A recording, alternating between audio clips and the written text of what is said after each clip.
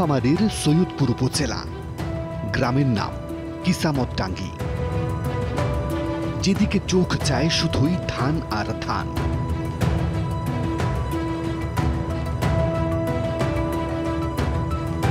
সেই ধান ঘরে তুলতে ব্যস্ত গ্রামবাসী।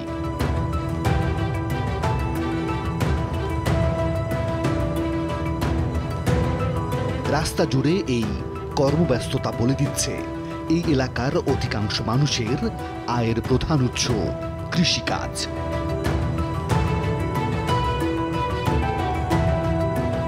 সেবক চন্দ্রপাল এই গ্রামেরই একজন কৃষক। কয়েক একর জমিতে তিনিও ধান চাষ করেছেন। ফলন ভালো হলেও তার মুখে হাসি নেই।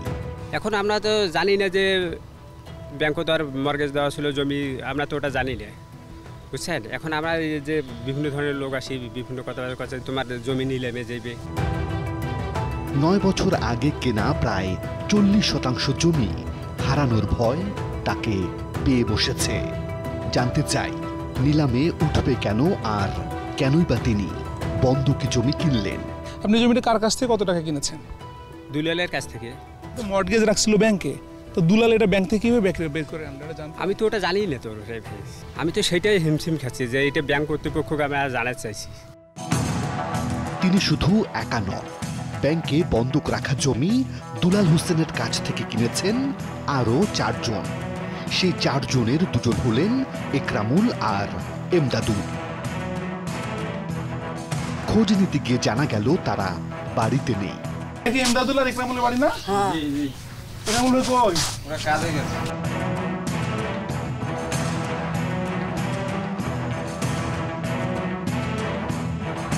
ব্যাংকে বন্ধক রাখা জমির আরেক ক্রেতা জিয়াউল হককে বাড়িতেই পাওয়া গেল। এই জমি কে বিক্রি করছে আপনার কাছে? দুলাল হোসেন বিক্রি করছে আমার কাছে। এই জমিটা যে বন্ধক ছিল সেটা কি আপনি জানতেন? না না না, আমি জানি না। আমি জানলে কি ব্যাংকের মর্গেজ জমি নেই? আমি কি পাগল? ব্যাংকে বন্ধক রাখা জমি বিক্রি হলো কিভাবে? কারণ ঋণ পরিশোধ না হওয়া পর্যন্ত ব্যাংকের লকারে থাকা আসল দলিল কোনোভাবেই বের হবার কথা নয়। আর আসল দলিল না থাকলে সাব রেজিস্ট্রার অফিসকে না জানিয়ে জমি কেনাবেচাও করা যায় না। কিন্তু আমাদের অনুসন্ধানের তথ্য বলছে জমি কেনাবেচা হয়েছে মূল দলিল দেখে, আর ব্যাংকের নিরাপদ লকার থেকে বেরিয়ে গেছে আসল দলিল। প্রশ্ন হলো এই ঘটনা ঘটলো কিভাবে? কে বা কারা এর সাথে জড়িত? ব্যাংক, জমির ক্রেতা নাকি বিক্রেতা? এবারের অনুসন্ধানে আমরা পুরো চক্রটিকে সামনে আনতে চাই। তাহলে শুরুতেই যাওয়া যাক জমির বিক্রেতা দুলাল হোসেনের কাছে। জমির বিক্রেতা দুলাল হোসেনকে খুঁজতে টিম 360 ডিগ্রি আবারও কিসামতটাঙ্গি এলাকায়। দুলাল ভাই কি আছেন বাসায়? নাই বাসায়। দুলাল ভাই কোথায় গেছে? সে তো অনেক দিন থেকে মনে করো ওই যে বাড়িতে কাজ কাম নাই, খাওয়া দাওয়ার খুবই অভাব অভিযোগ, সেই জন্য এখানে ঢাকায় গেছি, যাই রিক্সা চালাবার গেছি। বলছে যদি কেউ কোনো কথা বলে, আমার কথা বলে, তাহলে বলবেন যে ঢাকা মিরপুরে আমি হয়তো ওখানে ব্লুফাইভ বটতলায় আমি রিক্সা চালাইতে পারি। নীলফামারী ছেড়ে টিম 360 ডিগ্রি এবার রাজধানী ঢাকায়। রাজধানীর মিরপুর 10 নম্বর এলাকা।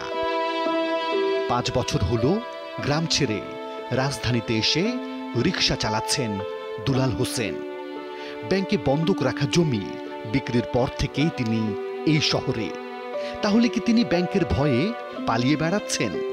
এই প্রশ্ন ছুটতেই জানালেন তিনি নিজেই প্রতারণার শিকার। মুন্সিপালি বাচ্চু উনি আমাকে বুদ্ধি দিয়া লোন দেওয়ার পরে এই যে লোনের বয়স আছে 6 বছর ডেট, এখন 9 মাস হতে আমার থেকে 9,20,000 টাকা নিচ্ছে। নেওয়ার পরে আর 2,20,000 টাকা পায়, 25,000 এ থাকি আমার কাছ থেকে বহু কৌশল করিয়া আমার জমি জমা বিক্রি করে নিয়ে টাকা আত্মসাৎ করছে। কারণ টাকা চাবার যে আমার বিরুদ্ধে চেকের মামলা, ধর্ষণ মামলা এলে দিয়ে আমাকে হয়রানি করছে। আমি এখন ঢাকায় আসি বউ বাচ্চার জন্য, আমি রিক্সা চালাইছি আর খাইছি। ঘটনার আদ্যপান্ত জানতে দুলালকে নিয়ে আমরা আবারও যাই নীলফামারীর সৈয়দপুরে। ব্যাংক থেকে ঋণ নেয়া, জমি বিক্রি করা, একের পর এক মামলার আসামি হওয়া, সবকিছুই ঘটেছে এই ট্রাক্টরটিকে ঘিরে। চাকা ঘুরলেও চাষবাসে ভালো কাজ করছে না ট্রাক্টরটি, যার কারণে এটি থেকে আর সেভাবে টাকা আয় করতে পারছেন না দুলাল হোসেন। 2012 সালে দুলাল রাজশাহী কৃষি উন্নয়ন ব্যাংক থেকে 10 লাখ টাকা ঋণ নিয়ে কিনেছিলেন এটি।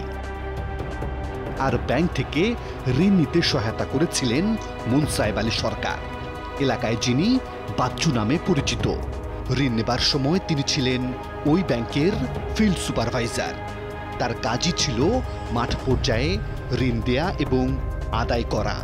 পুরো ঋণ শোধ করার মেয়াদ ছিল 6 বছর, অথচ 1 বছরের মাথায় দুলাল শোধ করে দেন 9,20,000 টাকা। বাকি 2,92,000 টাকা দ্রুত শোধ করার জন্যে চাপ দিতে থাকেন বাচ্চু, এমনটাই দাবি করলেন দুলাল। আমাকে তোকে তাড়াতাড়ি লোন শোধ করে লিখবে, তুমি অল্প দিনে আমি এখান থেকে চলে যাব, তো তাড়াতাড়ি লোন শোধ করে লিখবে। মানে আমি টাকা করে পাবো, ওটা তো ব্যাংকে জমি তো বিক্রি হয় না, মুই কেমন করে বিক্রি করবো? কাছে আমি দলিল নিয়ে যাও, আমি বিক্রি করে দেবো। ঋণ শোধ করবার আগে ব্যাংকের লকার থেকে মূল দলিল বের করা কি আদৌ সম্ভব? কিন্তু জমি তো ঠিকই কেনা বেচা হয়ে গেছে, তাহলে কি মূল দলিল ছাড়াই জমি কেনা বেচা হয়ে গেল? জানতে আমরা এবার সৈয়দপুর জেলা সাব রেজিস্ট্রারের কার্যালয়ে। এখান থেকে জানা যায় ঋণ নেয়ার পর 2013 সালে 3টি দলিলে জমি বিক্রি করে দেন দুলাল হোসেন।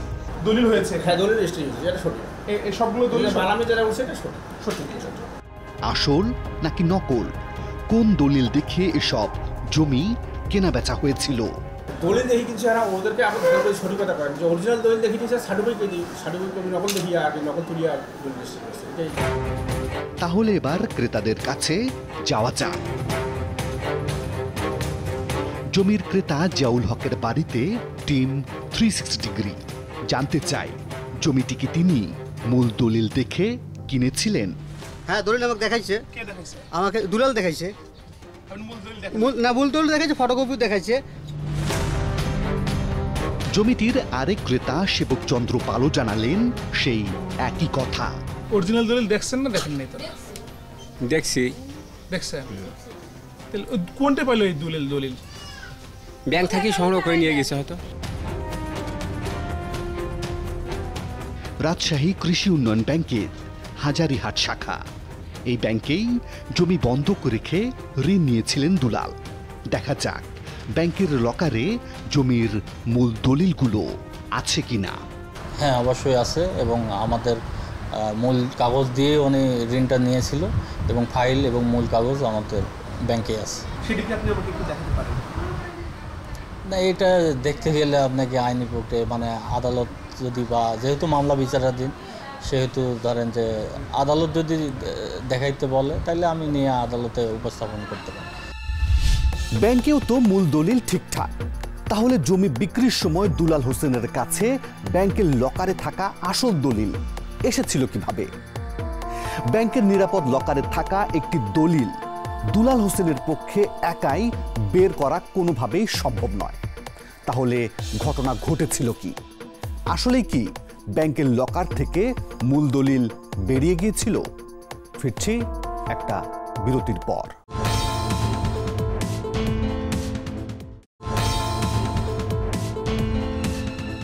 ব্যাংকের যে কর্মকর্তা কিংবা কর্মচারী মূল দলিল বের করে দিক না কেন, আইন অনুযায়ী এই জমি কেনা বেচার প্রথম দায় নিতে হবে ক্রেতা এবং বিক্রেতাকে। কারণ একটি জমি ব্যাংকের কাছে বন্ধক রেখে সেই জমি কেনা বেচা করা কোনোভাবেই আইনসম্মত নয়। এখন প্রশ্ন হলো, এত বড় একটি জালিয়াতির ঘটনায় ব্যাংক কর্তৃপক্ষ কি কোনো ধরনের পদক্ষেপ নিয়েছিল? জানতে হবে। জানতে আমরা আবারও রাজশাহী কৃষি উন্নয়ন ব্যাংকে। ব্যাংক কর্তৃপক্ষ খবর পেয়ে সাব রেজিস্ট্রার অফিসে একটি চিঠি পাঠায়। ফিরতি চিঠির তথ্য বলছে দুলাল 4টি দলিলে 80% জমি বিক্রি করে দিয়েছেন। 3টি দলিলে প্রায় 7 লাখ টাকায় জমি বিক্রি করেন ঋণ নেয়ার পর, আর একটি করেছিলেন ঋণ নেয়ার আগে। এই তথ্য পেয়ে 2015 সালে দুলালের বিরুদ্ধে মামলা করে দেয় ব্যাংক কর্তৃপক্ষ। ব্যাংকের পক্ষে মামলাটি করেছিলেন তখনকার শাখা ব্যবস্থাপক আবুল ফাত্তাহ। তিনি এখন গাইবান্ধা জেলায়। আমার পূর্ববর্তী ম্যানেজার ফজলুল সাহেব, ওনার সময় ওই স্যারের অর্ডার একটা ছিল আগের জোনাল স্যারের। পরে আমি যখন নতুন ম্যানেজার গেলাম, আলটিমেটলি তখন আমার ওপর জোনাল স্যার একদিন বললো, ফোন করেও বললো, ব্যক্তিগতভাবে এসেও বললো যে এই যে দুলাল হোসেন নামে একটা লুনি আছে, ও জমি মানে বন্ধকীকৃত সম্পত্তি বিক্রয় করছে, দ্রুত ওর বিরুদ্ধে মামলা করেন। তো স্যার যেহেতু প্রেশার এক প্রকার লিখিত দিল, তখন তো আর আমি না করে পারি না। অর্থাৎ বন্ধক রাখা জমি বিক্রির অপরাধে দুলালের বিরুদ্ধে মামলা করে দেয় ব্যাংক। আমরা আবারও দুলালের সামনে।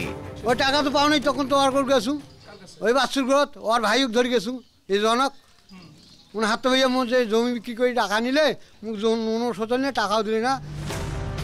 জমি বিক্রি করলেন দুলাল আর টাকা পেলেন বাচ্চু, এটা কিভাবে সম্ভব? দুলাল কি সঠিক তথ্য দিচ্ছেন? আমরা আবারও জমির ক্রেতার সামনে। আপনি কত টাকা জমি নিয়েছেন? আমি সেই সময় 4 লক্ষ কত টাকার জন্য জমি নিয়েছিলাম। এটা আপনি কাকে দিয়েছিলেন টাকাটা? ওর হাতে দিছি, ক্যাশ। দুলালের হাতে ক্যাশ? জি। তবে দুলাল হোসেনের ছেলে একটা প্রমাণ তুলে ধরার চেষ্টা করলেন আমাদের সামনে। এমদাদুল যে জমি কিনছে, ও ওই একই সঙ্গে তো থাকে না, ওরা বলছিল যে টাকা আমরা বাসুকে দেই নাই। তারপর আমার বাবার সাথে ওদের রাতে ঝগড়া লাগছিল। আমার বাবা কি করছে, একটা ফোনে রেকর্ডিং চালু করছিল। রেকর্ডিংটা চালু করে ওদের সাথে ঝগড়া তর্কাতর্কিতে ও একসময় বলে ফেলছে যে আমি বাসুকে টাকা দিছি। আমার কাছে এখন নগদ প্রমাণ আছে।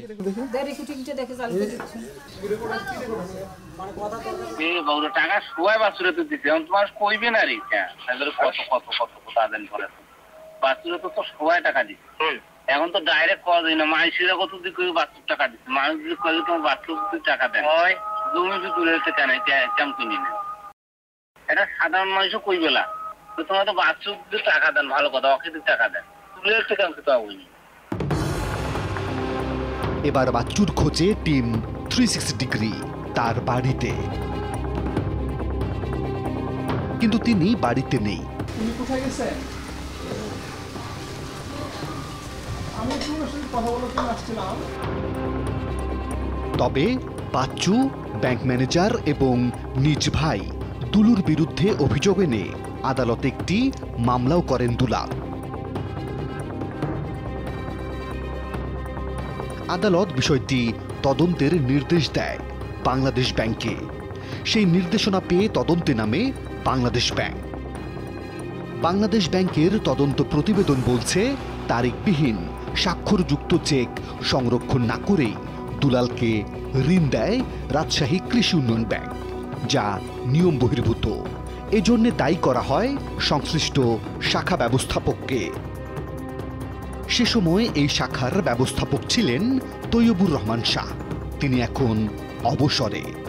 তার সাথে কথা বলতে চাই মোবাইল টেলিফোনে। তৈয়ব সাহেব বলছিলেন? হ্যাঁ, যমুনা টিভি থেকে বলছিলাম। ভালো আছেন আপনি? হ্যালো, কাজে ব্যস্ত আছি তো। আমি জাস্ট 1 মিনিট কথা বলতে চাচ্ছিলাম আপনার কাছে। সেটা হচ্ছে যে ওই যে হাজারিহাট শাখায় যমুনা টেলিভিশনের পরিচয় পেয়েই তিনি ফোন কেটে দিলেন। তবে দুলালের মূল অভিযোগ ছিল বাচ্চুর বিরুদ্ধে। দুলালের দাবি, চেকগুলো সব বাচ্চুর কাছেই ছিল, অথচ সেই তদন্ত দল বাচ্চুকে জিজ্ঞাসাবাদ পর্যন্ত করেনি। তদন্ত প্রতিবেদন বলছে, বাচ্চু হাজারিহাট থেকে অন্য শাখায় বদলি হয়ে যাবার কারণে তদন্ত দল তার বক্তব্য গ্রহণ করতে পারেনি। অথচ এই দুটি শাখাই ছিল একই জেলা, নীলফামারীতে। তদন্ত প্রতিবেদনটি নিয়ে আমরা হাজির হই অগ্রণী ব্যাংকের সাবেক ব্যবস্থাপনা পরিচালক সৈয়দ আবু নাসের বখতিয়ার আহমেদের কাছে। তদন্ত রিপোর্টটা আমি কোনো মতে এটার পূর্ণাঙ্গ তদন্তে আমি বাঁধতে রাজি না। তার বক্তব্যই তো মোস্ট ইম্পর্টেন্ট। প্রবলেমটা তো সেই ক্রিয়েট করেছে between the customer and the bank, যেটাই বলেন। ব্যাংকের কর্মকর্তা হিসাবে এই বাচ্চু যে ছেলেটা, সেই ওখানে কর্মকর্তা হিসাবে কাজ করেছে। যতক্ষণ না তার স্টেটমেন্ট না নেওয়া হবে, কোনো মতে এটা তদন্ত পুরো হবে না। এটা কোনো আইনই বলবে না এটা পুরো পূর্ণাঙ্গ তদন্ত হয়েছে। ওই লোকটাকে ক্রস এক্সামিন করতে হবে, তাকে ডেকে নিয়ে তার প্রশ্নের উত্তর দিতে হবে কীভাবে যেগুলি এই বলছে যেটা আর্জিতে দেওয়া হয়েছে সেভাবে যদি হয়, তাহলেই একটা গরিব মানুষ, কৃষক মানুষ সে একটা সুবিচার আশা করতে পারে, নাহলে তো তার জীবন শেষ হয়ে যাচ্ছে। সেই তদন্ত প্রতিবেদনের ওপর ভিত্তি করে আদালতে চার্জ গঠন করা হয় সাবেক ব্যবস্থাপক আবুল ফাত্তার বিরুদ্ধে। এ বিষয়ে কথা বলতে আমরা আবারও হাজির হই আবুল ফাত্তার সামনে। 12 সালের ঘটনা, আমি কোথায় 14 সালে জয়েন করলাম, আমি কেন এর মধ্যে? আমি অ্যাপিল করছি তো, সেটা চলমান এখনো। কারণ ওরা দুইজন মূল, যদি ওদের ওপর ক্লেমটা ওদের বিরুদ্ধে হয় তা আমি কেন? দুলালের অভিযোগের ভিত্তিতে অনুসন্ধানে নামে দুর্নীতি দমন কমিশন দুদকের সমন্বিত জেলা কার্যালয় রংপুর। দিনাজপুরে একটা ইনকোয়ারি ছিল, ইনকোয়ারি করার পরে প্রতিবেদন দিয়ে দিচ্ছে। সেটা কি ঢাকায় পাঠায়? ঢাকায়। ওকে। ঢাকায় প্রতিবেদন দেওয়ার পরে ঢাকা থেকে রেজাল্ট আসছে পরিসমাপ্ত। দুদকের অনুসন্ধান বলছে বন্ধকৃত জমি বিক্রি করে বাচ্চুর বিরুদ্ধে টাকা আত্মসাতের কোনো অভিযোগের প্রমাণ পাওয়া যায়নি। আরও একটি পৃথক তদন্ত করেছিল রাজশাহী কৃষি উন্নয়ন ব্যাংক। ব্যাংকটির প্রধান কার্যালয়ে টিম 360 ডিগ্রি। তদন্তে কি পেলেন জানতে চাই ব্যাংকের উপ ব্যবস্থাপনা পরিচালকের কাছে। তদন্ত কর্মকর্তা এর সপক্ষে কোনো প্রমাণাদি পায়নি, বা উনিও দেখাতে পারেনি, কোনো ডকুমেন্ট দেখাতে পারেনি যে আমি এই কাগজে দিয়েছি। উনি বলেছে যে আমি মৌখিকভাবে দিয়েছি। উনি কাকে দিয়েছেন সেটা বলেছেন? হ্যাঁ হ্যাঁ, ওই ইয়াকে মুনসের আলী বাচ্চুকেই দিয়েছি, যে কিন্তু তার কোনো ডকুমেন্ট দেখাতে পারেনি। জানতে চাই ব্যাংকের লকার থেকে বন্ধকৃত জমির দলিল বের করার বিষয়ে কি পেয়েছেন। না, এটা অভিযোগের মধ্যে ছিল না, এটা ছিল না, বিধায় সেটা আসেনি। তদন্তে যে গাফিলতি ছিল এটা স্পষ্ট। একটি ব্যাংকের নিরাপদ লকার থেকে মূল দলিল বেরিয়ে যাবার মতো বড় ঘটনার দিকে কোনো প্রকার নজরই দেয়নি তদন্ত কমিটি। অথচ এটিকে ঘিরেই এরপর একে একে অনিয়ম আর অপরাধ সংগঠিত হয়েছে। জমি কেনাবেচা, পাল্টাপাল্টি মামলা, ঋণ পরিশোধ না হবার মতো ঘটনাগুলো জড়িয়ে গেছে এটিকে কেন্দ্র করে। এবার আমরা নিজেরাই খুঁজে বের করতে চাই কিভাবে একটি ব্যাংকের নিরাপদ লকার থেকে মূল দলিল বের হলো। ফিরছি আরও একটা বিরতির পর।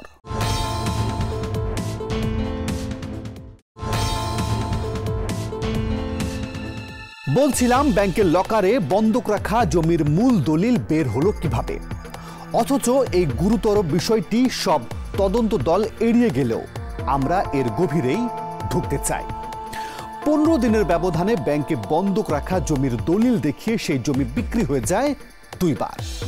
ব্যাংকের ম্যানেজার আর ক্যাশিয়ারই ভালো বলতে পারবেন আসলে কবে কোথায় কি ঘটেছিল। 2013 সালের 26 মে এবং 9 জুন এই 2 দিনে জমিটি কেনাবেচা হয়। সে সময় ব্যাংকের শাখা ব্যবস্থাপক ছিলেন ফজলুল হক, বর্তমানে তিনি অবসরে। ফজলুল হকের বাড়িতে টিম 360 ডিগ্রি, কিন্তু তিনি বাড়িতে নেই।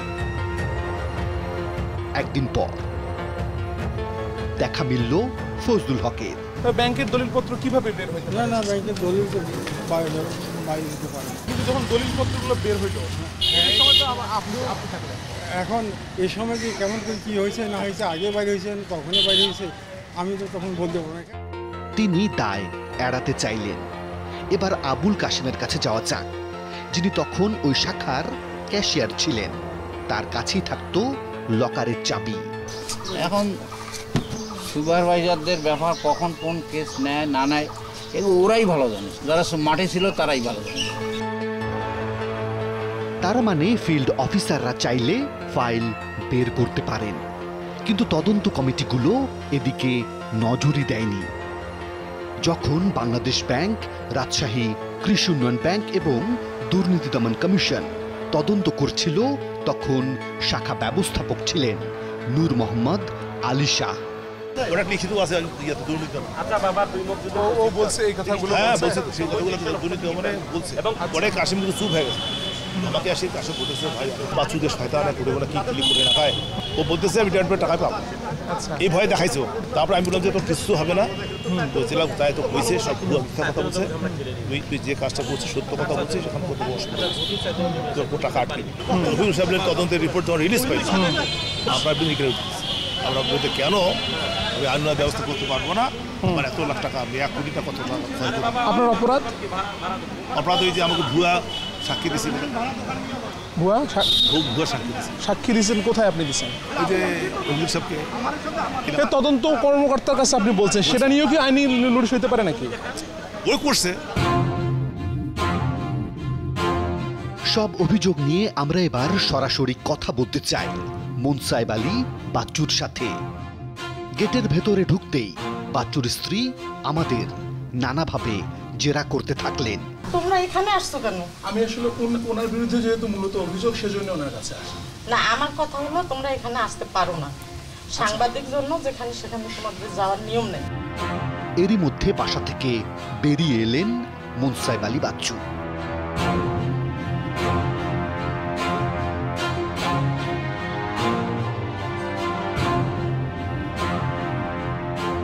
এবার তিনি বক্তব্য দিতে রাজি হলেন।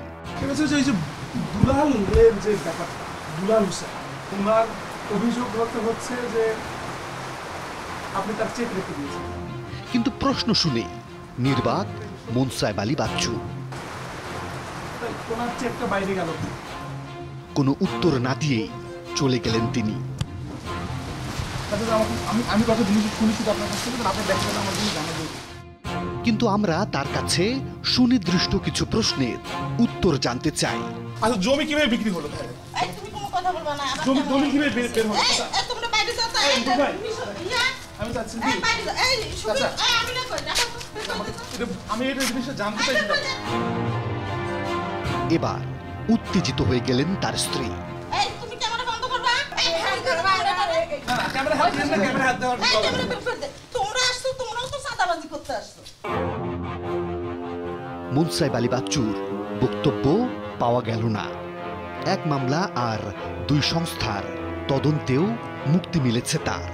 কিন্তু ব্যাংক ঋণের জালে আটকে আছেন দরিদ্র দুলাল হোসেন।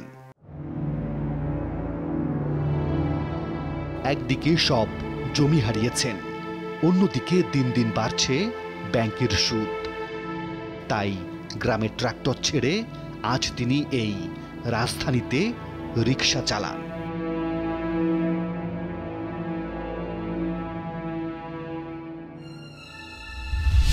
বিচার পাওয়া কিংবা না পাওয়া নিয়ে দুলাল হোসেনের মনে যে সন্দেহ আর প্রশ্ন তৈরি হয়েছে, সেই একই প্রশ্ন আমাদেরও।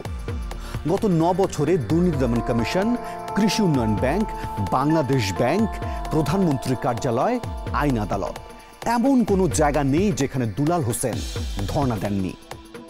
একজন দরিদ্র কৃষকের ফরিয়াদ শোনার সময় সম্ভবত কারোরই ছিল না। আর যেটুকু তদন্ত হয়েছে সেটিও ছিল অপূর্ণাঙ্গ। টিম 360 ডিগ্রির গত কয়েক মাসের অনুসন্ধানে না হয় এই যোগসাজশ আর অসঙ্গতি খোলাসা করা গেল। কিন্তু এভাবে আরো কত শত সাধারণ মানুষের সাথে যে এমন ঘটনা ঘটছে না, তার খবরই বা কজনই রাখছেন। প্রিয় দর্শক, আপনাদের কাছে কোনো সুনির্দিষ্ট তথ্য কিংবা অভিযোগ থাকলে আমাদেরকে জানাতে পারেন। আমাদেরকে জানাতে পর্দায় দেখানো মাধ্যমগুলোতে যোগাযোগ করুন। আজ তাহলে এ পর্যন্তই। তবে মনে রাখবেন, কথা কিন্তু একটাই, ভালো থাকবেন, ভালো রাখবেন।